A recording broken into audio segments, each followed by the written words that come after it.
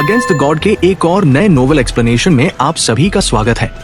पिछले एपिसोड के last scene में देखा था कि युन चे ने ठंडे दिमाग से कहा, मुझे तुम्हें एक्सप्लेन करने की जरूरत नहीं है कि इसका अंजाम क्या होगा। मुझे यकीन है कि ग्रेट यंग मास्टर वू कभी नहीं चाहेंगे कि यह राज पूरी दुनिया के सामने आए। मेरी डिमांड पूरी करना तुम्हारे लिए बहुत आसान है। युन चे ने अपनी आवाज धीमी की और वू गुइके की आंखों में देखते हुए कहा, मुझे तुम्हें एक बार जान से मारने दो। मुझे सेकंड राउंड में एंटर करना है। ये प्लान युन चे के दिमाग में तब आया था जब उसने एटर्नल हेवन की वो क्रूएल आवाज सुनी थी। अगर उसे एटर्नल हेवन गॉड रेल्म से बाहर नहीं निकलना है तो उसे अपने बैटल जोन के टॉप 10 में आना ही होगा। अपनी करंट स्ट्रेंथ के साथ ये नामुमकिन था, लेकिन अगर वू गुइके को एक बार मार दे तो गेम बदल जाएगा। वू गुइके के पास अभी 65 लाख सोल ऑर्ब्स थे और वह रैंक 1 पर था। अगर युन चे उसे मारता है तो उसे उसके 30% सोल ऑर्ब्स मिल जाएंगे, यानी करीब 20 लाख। सिर्फ एक मूव में युन चे टॉप 10 तो क्या सीधा टॉप 5 में पहुंच जाएगा। वैसे तो युन चे 100 बार भी कोशिश कर ले तो वू गुइके को हरा नहीं सकता, लेकिन उसके पास वू गुइके की कमजोर नस थी। अब आगे वू गुइके हंसना चाहता था पर उसके गले से आवाज नहीं निकली। उसका मुंह टेढ़ा हो गया। तुझे लगता है तेरे जैसा वेस्ट अगले राउंड में जाने के लायक है? युन चे ने बिना गुस्सा किए जवाब दिया, मैं लायक हूं या नहीं ये छोड़ो, अभी तुम्हें अपनी चिंता करनी चाहिए। वू गुइके, तुम डिवाइन मार्शल रियल्म किंग के बेटे हो। तुम्हारा फ्यूचर बहुत ब्राइट है। तुम ईस्टर्न डिवाइन रीजन के टॉप यंग एक्सपर्ट्स में से एक हो। सब तुम्हें एडमायर करते हैं। शायद 10,000 साल बाद तुम ही किंग बनोगे। युन चे ने पहले उसे चने के झाड़ पर चढ़ाया और फिर लात मारी। उसने एक ईविल स्माइल के साथ कहा, लेकिन अगर यह प्रोफाउंड इमेजरी स्टोन पब्लिक हो गया तो क्या होगा? तुम खुद अंदाजा लगा सकते हो। वो गुइके का पूरा शरीर कांप रहा था। पिछली बार उसने लिटिल जैस्मीन के सामने हार मानी थी क्योंकि वह स्टार गॉड थी, लेकिन आज एक ट्रैश उसे ब्लैकमेल कर रहा था। यह बेइज्जती उससे बर्दाश्त नहीं हो रही थी। वो गुइके चिल्लाया, तेरी हिम्मत कैसे हुई? मैं तेरे पूरे खानदान को खत्म कर दूंगा। तेरी बॉडी के हजारों टुकड़े कर दूंगा। युन चे ने मुस्कुराते हुए कहा, मुझे भरोसा है तुम ऐसा कर सकते हो, लेकिन उससे पहले तुम्हारा डिवाइन मार्शल रियल्म पूरी दुनिया की नजरों में गिर जाएगा। किंग रियल्म्स तुम्हें सजा देंगे। तुम्हारे पिता खुद तुम्हारी चमड़ी उधेड़ देंगे और तुम्हारी कल्टिवेशन डिस्ट्रॉय कर देंगे। सोच लो, क्या डील महंगी है? तू चुप रहा। वो गुइके को लगा जैसे युन चे के शब्द किसी कर्स से कम नहीं है। उसकी बॉडी ठंडी पड़ गई। उसे पता था कि युन चे जो कह रहा है वो सच हो सकता है। वो युन चे को मारना चाहता था, लेकिन यह सिर्फ प्रोजेक्शन वर्ल्ड था। यहां मारने से रियल युन चे को कुछ नहीं होगा और वीडियो लीक होने का खतरा बना रहेगा। युन चे ने एक गहरी सांस ली और सर हिलाया। साई, लगता है ग्रेट यंग मास्टर वू को इस डील में इंटरेस्ट नहीं है। अजीब बात है, तुम्हें बस एक बार मरना है। तुम्हारे पास इतने सोल ऑर्ब्स हैं कि एक बार मरने के बाद भी तुम टॉप रैंक पर रहोगे। सेकंड राउंड में तो तुम वैसे भी पहुंच जाओगे। तुम्हारा कुछ लॉस नहीं है और बदले में तुम्हारी और तुम्हारे रियल्म की इज्जत बच जाएगी। मैं तुम्हें फ्री में इतना बड़ा फायदा दे रहा हूं, फिर भी तुम मान नहीं रहे। युन चे ने उसे एक दया भरी नजर से देखा, जैसे किसी बेवकूफ को देख रहा हो। मैंने सोचा था तुम डिवाइन मार्शल रियल्म किंग के बेटे हो तो थोड़े समझदार होगे, पर तुम तो। वो गुइके का खून खौल उठा। बक वास, तू कचरा। युन चे ने उसकी बात अनसुनी कर दी और मुड़ गया।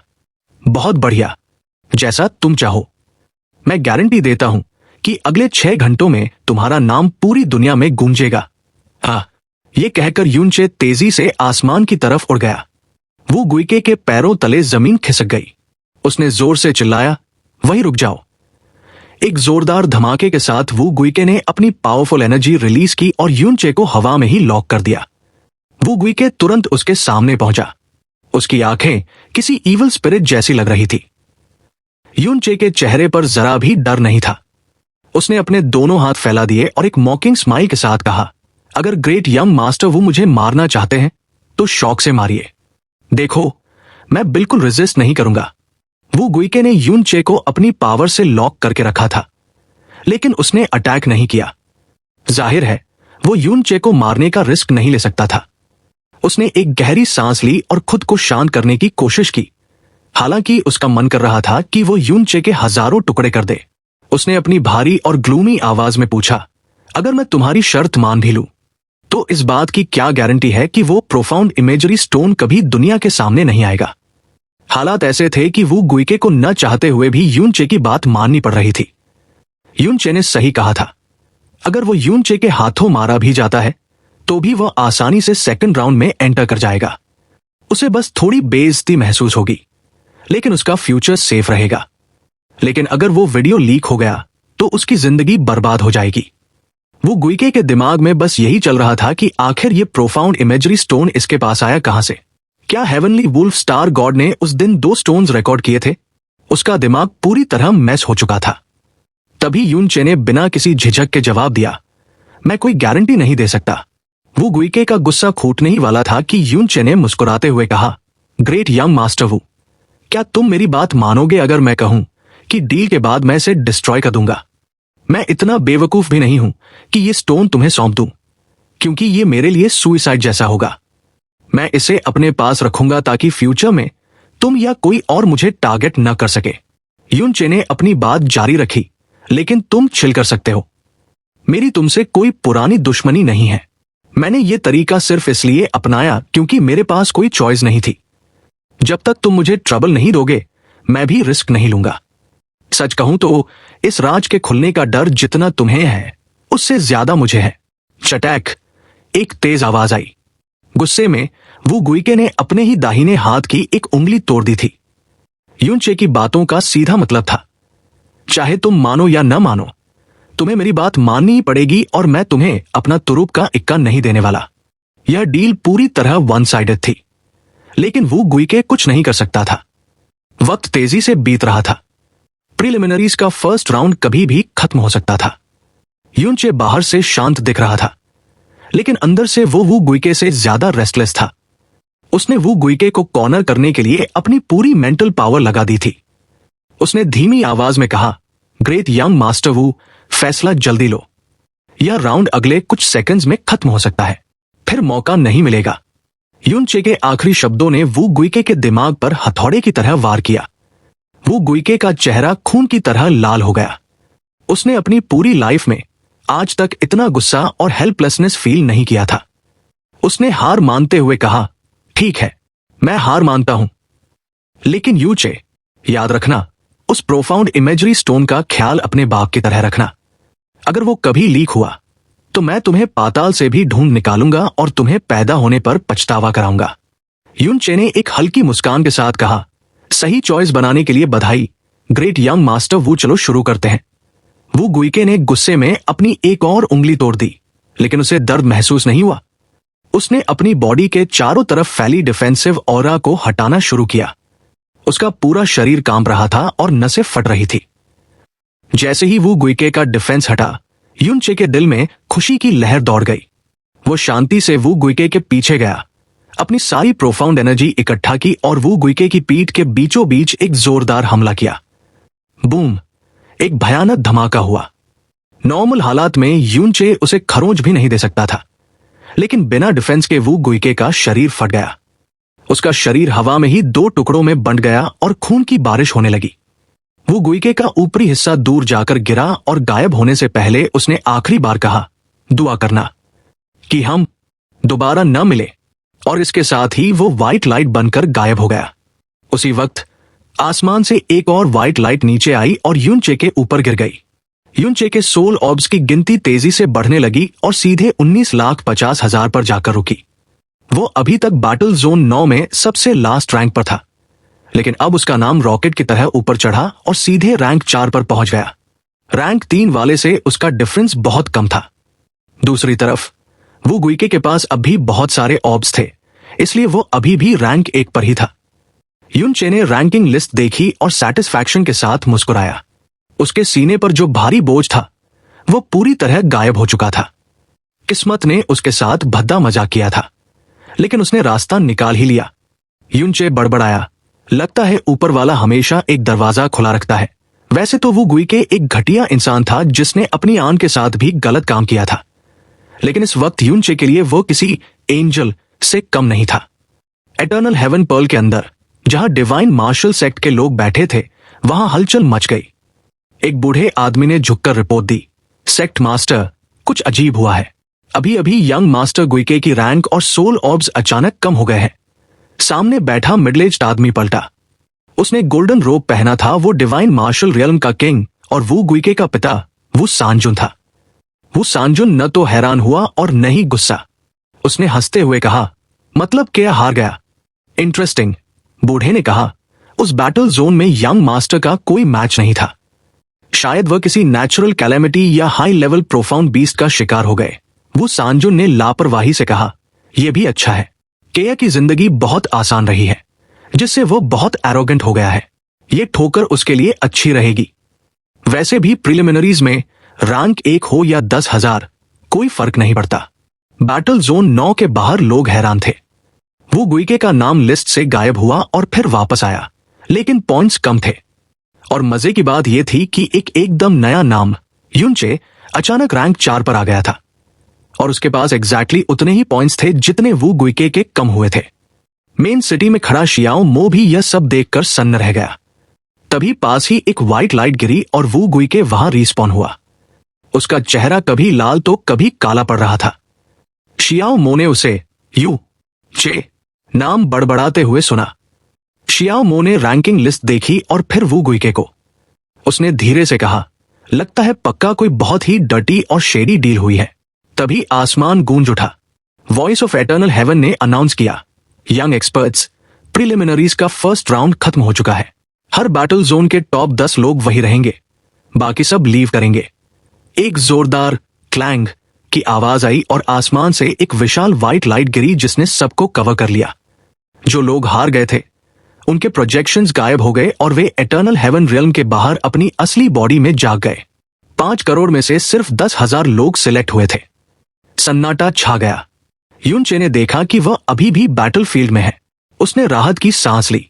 उसे डर था कि कहीं उसका तरीका चीटिंग मानकर उसे डिस्क्वालीफाई न कर दिया जाए, पर ऐसा नहीं हुआ।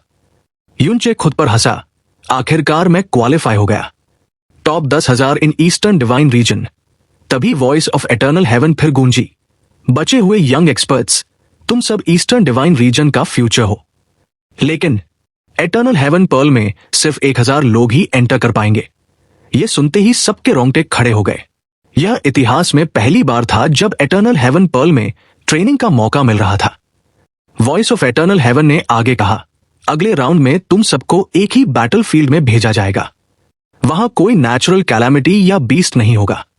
रूल्स सैम रहेंगे। तुम्हारे सोल ऑर्ब्स भी कैरी फॉरवर्ड होंगे। लेकिन याद रहे, अगले राउंड में सिर्फ 1,000 लोग ही जीतेंगे। बाकी 9,000 लोग एलिमिनेट हो जाएंगे और उन्हें एटर्नल हेवन गॉड रेल्म से बाहर निकाल दिया जाएगा। युनचे की मुस्कान जम गई। वो रिलीफ जो उसे महसूस हो रही थी, पल भर में टेंशन में बदल गई। युनचे के दिल में इस वक्त करोड़ों गालियां गूंज रही थी। वॉइस ऑफ एटर्नल हेवन ने साफ कह दिया था कि जो लोग इस सेकंड राउंड में जीतेंगे, सिर्फ उन्हें ही एटर्नल हेवन रियल में एंट्री मिलेगी। बाकी 9,000 लोग सीधा बाहर, बिल्कुल उन 5 करोड़ प्रोफाउंड प्रैक्टिशनर्स की तरह जो पहले राउंड में एलिमिनेट हुए थे। युनचे ने जैसे तैसे अपनी शेमलेस ट्रिक्स और चीटिंग से पहला राउंड क्लियर किया था। उसे लगा था कि अब वो रिलैक्स कर सकता है, लेकिन एटर्नल हेवन रियल्म ने एक और झटका दे दिया। ये तो सीधा सीधा युनचे के साथ मजाक हो रहा था।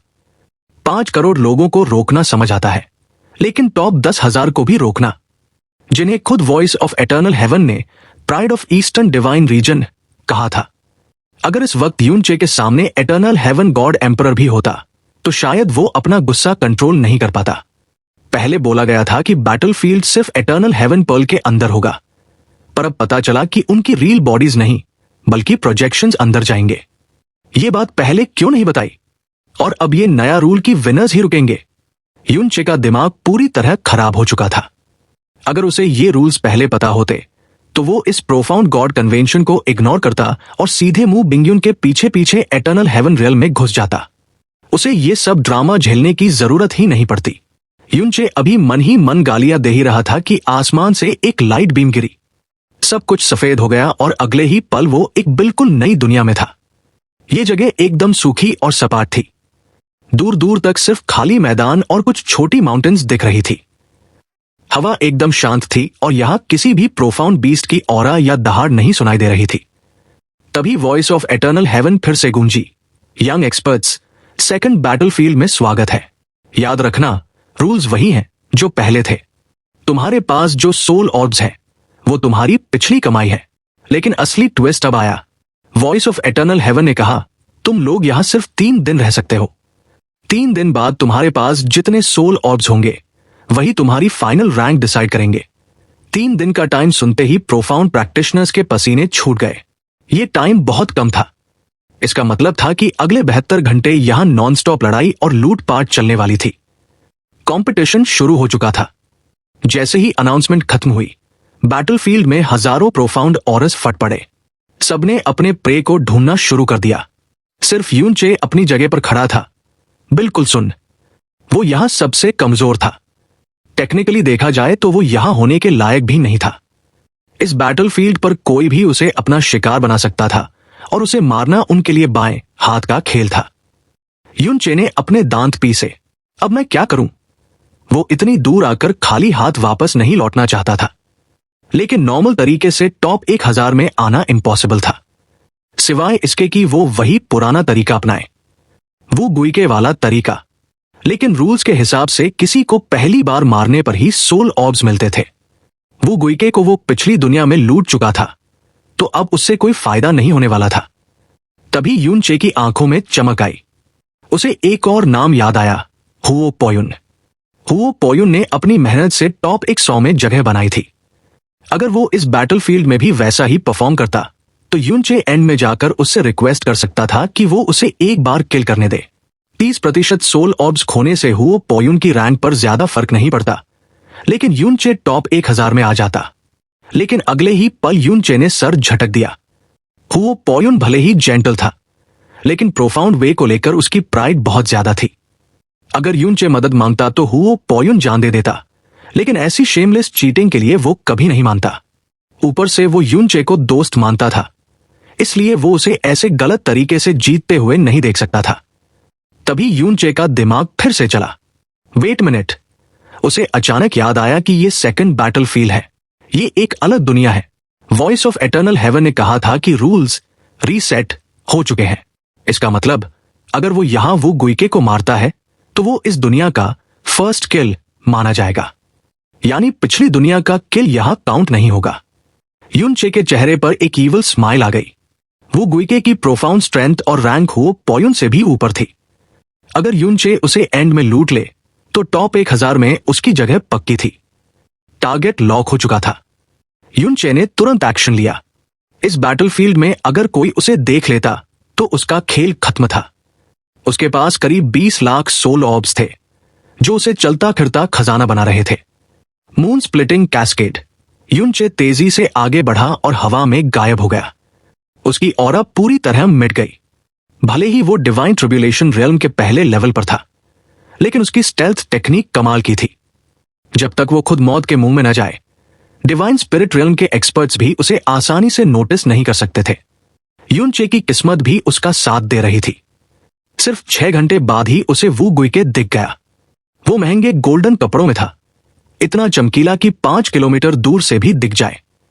यूनचे को शक हुआ कि क्या ये जानबूझकर ऐसे कपड़े पहनता है ताकि लोग इसे टारगेट करें। बूम बूम, वहां तबाही मची हुई थी। वो गुइके अपना गुस्सा और फ्रस्ट्रेशन दूसरों पर निकाल रहा था। वो अपना हाथ घुमाता और जमीन फट जाती। उसने डिवाइन स्पिरिट रियल्म के 3 एक्सपर्ट्स को एक ही झटके में उड़ा दिया। आसमान से व्हाइट लाइट गिरी और वो गुइके के सोल ऑर्ब्स बढ़ गए, लेकिन उसके चेहरे पर अभी भी वही ग्लूमिनेस थी। शायद अगले 10 साल भी वो यहां कत्लेआम करता रहे तो भी उसका गुस्सा शांत नहीं होने वाला था। उसे अजीब सी फीलिंग आ रही थी, जैसे उसकी पलकें फड़क रही हों। तभी उसे महसूस हुआ कि कोई उसे देख रहा है। वो बिजली की रफ्तार से पलटा। सामने वो खड़ा था जिसे वो अपने हाथों से टुकड़े टुकड़े करना चाहता था। यूनचे, वो गुइके की आंखें फैल गई। तू फिर से? यूनचे ने सीधा पॉइंट पर बात की।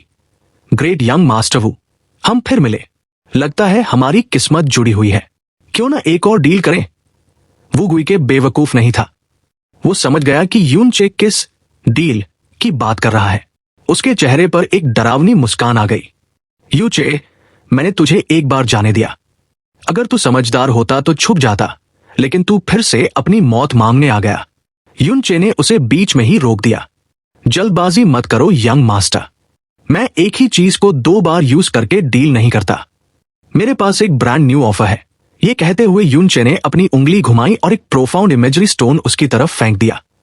वो गुइके ने उसे कैच किया, लेकिन जैसे ही उसने अपनी स्पिरिट सेंस उसके अंदर डाली, उसका चेहरा ऐसे काला पड़ गया जैसे किसी ने तवे पर रगड़ दिया हो।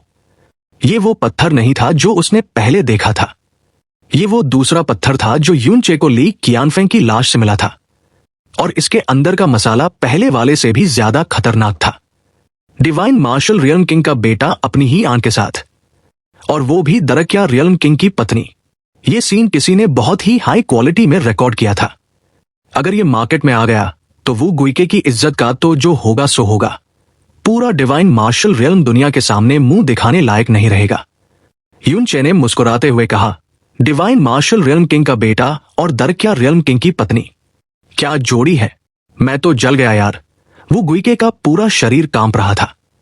पहले वो गालियां दे रहा था, लेकिन अब उसके मुंह से आवाज ही नहीं निकल रही थी। उसने अपने दांत इतनी जोर से भींचे कि खून टपकने लगा। यून चे ने आगे कहा, मुझे यकीन है कि आप समझ गए होंगे कि मुझे क्या चाहिए। 3 दिन बाद, बैटलफील्ड बंद होने से 2 घंटे पहले मैं यहीं मिलूंगा। चॉइस आपकी है यंग मास्टर। मैं तो बस एक छोटा सा कल्टिवेटर हूं। मैं आपको फोर्स कैसे कर सकता हूं। यून चे हंसा और उड़ने के लिए मुड़ गया। फिर वो थोड़ा सा रुककर बोला, ओ राइट, एक बात और, इन 3 दिनों में जरा एक्स्ट्रा मेहनत करना। कहीं ऐसा ना हो कि 3 दिन बाद जब मैं आपसे 30% सोल ऑब्स लूं तो वो टॉप 1000 के लिए कम पड़ जाए। बड़ा दुख होगा यार। इतना कहकर यून चे वहां से उड़ गया। पीछे से सिर्फ वो गुइके की दर्दनाक और गुस्से से भरी चीख सुनाई दी, आह, और साथ में जमीन के फटने की आवाजें। दूसरी तरफ एटर्नल हेवन रियल्म में माहौल बदल चुका था। ईस्टर्न डिवाइन रीजन के सारे बड़े एक्सपर्ट्स जो इस कंपटीशन को देखने आए थे, अब अपनी सीटों की तरफ बढ़ रहे थे। ये जगह एटर्नल हेवन सिटी थी, जहां एटर्नल हेवन डिवाइन टावर आसमान को छू रहा था, और उसके नीचे था कॉन्फर्ट गॉड स्टेज। ये वही स्टेज था जहां प्रोफाउंड प्रैक्टिशनर्स को गॉड का टाइटल मिलता था। आज यहां हजारों सालों बाद इतनी भीड़ थी।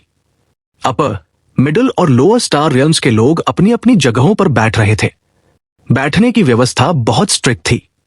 नॉर्थ में अपर स्टार रियल्म्स, साउथ में मिडिल और वेस्ट में लोअर स्टार रियल्म्स।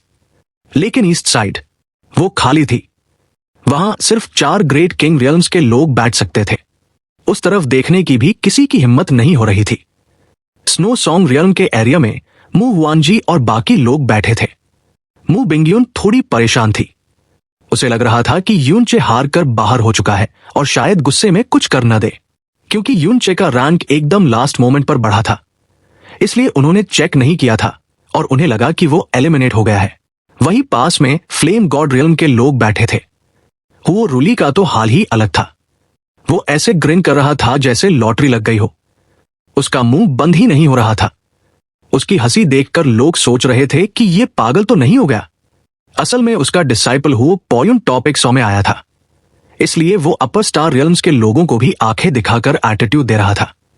देख लो, मेरे लड़के ने तुम्हारे 80% लोगों को पीछे छोड़ दिया। तभी आसमान में 3 फिगर्स दिखाई दिए। लोग चिल्लाए, हेवनली मिस्ट्री रियल्म के 3 एल्डर्स। ये तीनों बूढ़े सफेद बालों और जेड रोब्स में थे। मो यू, मो वैन और मोजी। ये ईस्टर्न डिवाइन रीजन के बहुत बड़े नाम थे। लेकिन हैरानी की बात यह थी कि वो उड़कर सीधे ईस्ट साइड वाली सीटिंग एरिया में जाकर बैठ गए। सब सन्न रह गए। ईस्ट साइड सिर्फ किंग रियल्म्स के लिए थी। आज तक एटर्नल हेवन रियल्म ने किसी और को वहां बैठने नहीं दिया था। फिर हेवनली मिस्ट्री रियल्म को यह परमिशन कैसे मिली? लोग खुसफुस करने लगे। हुओ रूली ने कहा, मैंने सुना है कि इन तीनों ने हेवंस के राज झांकने की कोशिश की थी, इसलिए इनकी लाइफ स्पैन बहुत कम बची है। शायद इसीलिए इन्हें ये इज्जत दी जा रही है। वाकई वो तीनों एकदम सूखे पेड़ की तरह शांत बैठे थे। 1 घंटा बीत गया। अचानक हवा रुक गई। आसमान के बादल थम गए। एक अजीब सी शांति पूरे कॉन्फर्ट गॉड स्टेज पर छा गई। फिर बादलों के बीच से एक बूढ़ा आदमी धीरे धीरे नीचे आया। वो साधारण ग्रे कपड़ों में था, चेहरे पर एक हल्की मुस्कान। देखने में वो किसी गांव का बुजुर्ग लग रहा था। लेकिन उसके आते ही ईस्टर्न डिवाइन रीजन के सारे ओवरलॉर्ड्स, सारे रियल्म किंग्स अपनी सीटों से खड़े हो गए और झुक गए। हम इटर्नल हेवन गॉड एम्परर को प्रणाम करते हैं। उनकी आवाज से पूरा आसमान गूंज उठा। जो यंग डिसाइपल्स आए थे उनके रोंगटे खड़े हो गए। ये साधारण सा दिखने वाला बूढ़ा इटर्नल हेवन गॉड एम्परर है, 4 ग्रेट किंग रियल्म्स में से एक का रूलर। ये उनके लिए किसी सपने जैसा था।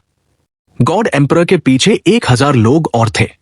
ये गार्डियंस और अजूडिकेटर्स थे।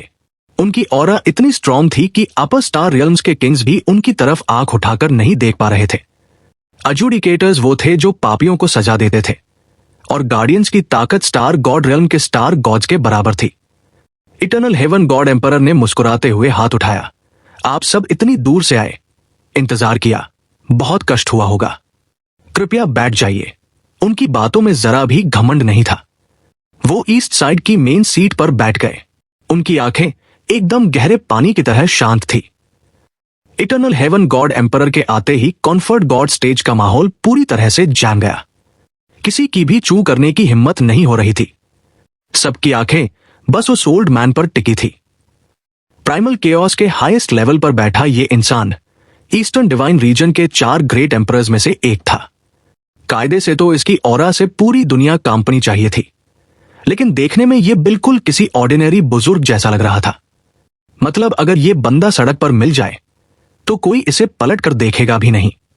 लेकिन इज्जत के मामले में ये बाकी तीनों गॉड एम्परर से भी ऊपर थे। एटर्नल हेवन रियल्म हमेशा राइटियस पाथ पर चला है, और इनके एजुडिकेटर्स ने न जाने कितने स्टार रियल्म्स को बचाया है।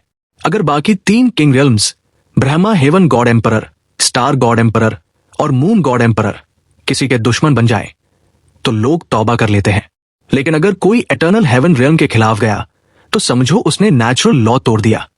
इसलिए वहां सन्नाटा डर की वजह से नहीं, बल्कि रिस्पेक्ट की वजह से था। इटर्नल हेवन गॉड एम्परर ने मुस्कुराते हुए कहा, हमारे मेहमान आ चुके हैं, कृपया सामने आए। और तभी हवा का रुख बदल गया। एक तरफ से तेज हंसी की आवाज आई और स्टारलाइट की एक ब्राइट बीम गिरी। वहीं दूसरी तरफ से एक कोल्ड स्नोट सुनाई दिया और मूनलाइट की बीम गिरी। स्टार और मून की रोशनी ने बाकी सब कुछ डिम कर दिया। ये थे स्टार गॉड एम्परर और moon god emperor. Star god emperor की आंखों में एक ठंडक थी, जबकि मून गॉड एम्परर देखने में बहुत हैंडसम और यंग लग रहे थे। लेकिन सब जानते थे कि ये दोनों एक दूसरे को खूटी आंख नहीं सुहाते, और इसकी वजह थी वो घोटाला जो 30 साल पहले मून गॉड रेल में हुआ था। मून गॉड एम्परर की वाइफ यूए वुगो गायब हो गई थी, और जब लौटी तो अपनी वाइटल येन खो चुकी थी। उस वक्त मून गॉड एम्परर पूरी ईस्टर्न डिवाइन रीजन के लिए हंसने का पात्र बन गए थे।